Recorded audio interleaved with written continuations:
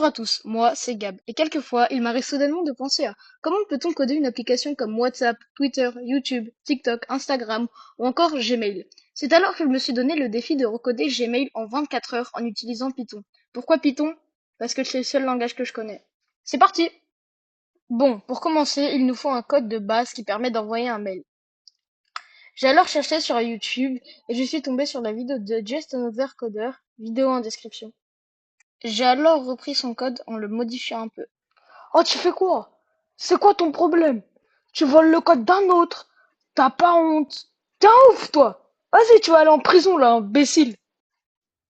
Oui, mais si le code est posté sur YouTube, si tu réfléchis bien, c'est pour qu'on puisse s'en servir. Et puis, il y a une règle dans le milieu du code qui dit, si ça marche, ne le répare pas. Donc, vaut mieux prendre un code dont on est sûr qu'il marche, plutôt que de passer du temps à développer un code dont on n'est pas sûr du résultat.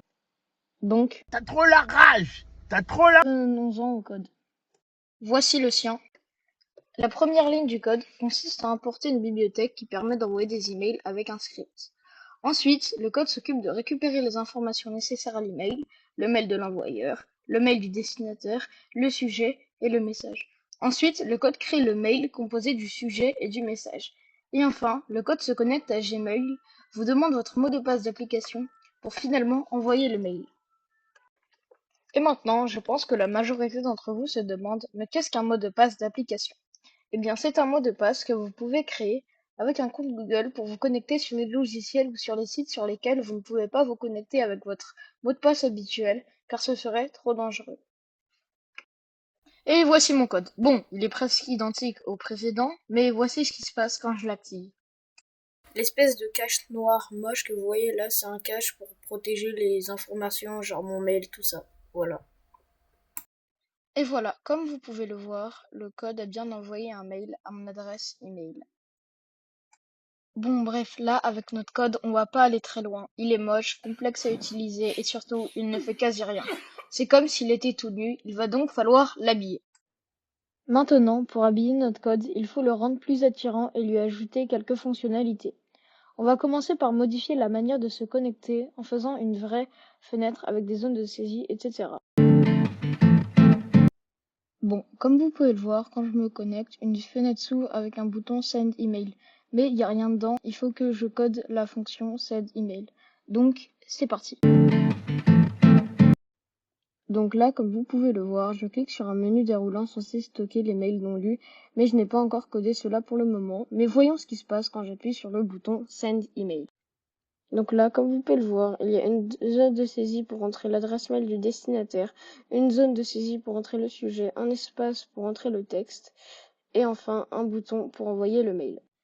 Bon, il est bien beau notre code, mais il ne fait encore quasi rien. Il faut lui ajouter des fonctionnalités, mais vu qu'il ne me reste plus beaucoup de temps, j'ai décidé de lui en ajouter deux.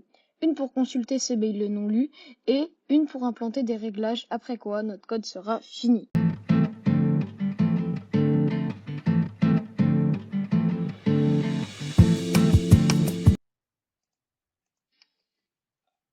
Et voici ce qui se passe quand j'active le code. Donc déjà, j'ai ajouté la fonctionnalité des réglages où dedans, en fait, on peut juste changer la langue. Et oui, j'avais que 24 heures. J'avais pas toute ma vie. Bon, là, on va mettre en français.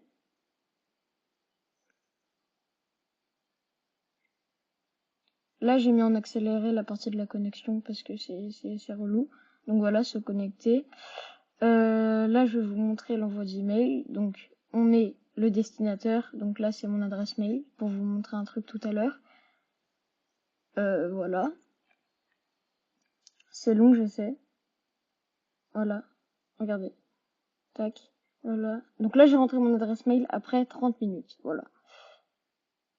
Donc là, l'objet. Voilà, j'entre l'objet.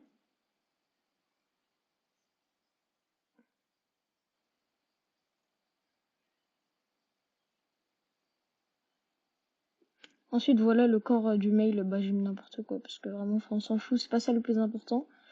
Le plus important, c'est que quand on se déconnecte, ou on se reconnecte plutôt, et bah regardez dans vos mails, et bah regardez, mail non lu, le mail que je me suis envoyé tout à l'heure. Voilà.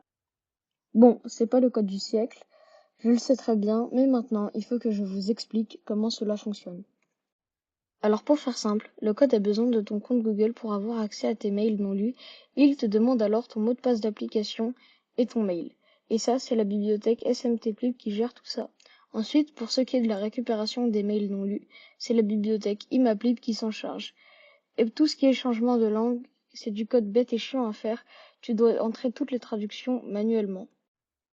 Bon eh bien, je crois que cette vidéo touche à sa fin. J'ai essayé de créer un Google Drive avec le code à l'intérieur, mais Google a sûrement cru que mon code servait à acheter des substances illicites. Donc je ne peux malheureusement pas vous le partager tout de suite. Si j'obtiens l'autorisation de vous partager le Drive, alors je ferai un post dans l'onglet communauté avec le lien du Drive. C'était ma première vidéo, donc vous m'excuserez pour le montage et la qualité audio pas top. Pour la suite, je compte continuer les vidéos comme celle-ci et pourquoi pas de temps en temps des lives ou des vidéos Minecraft. Bref, c'était Gab, à la prochaine.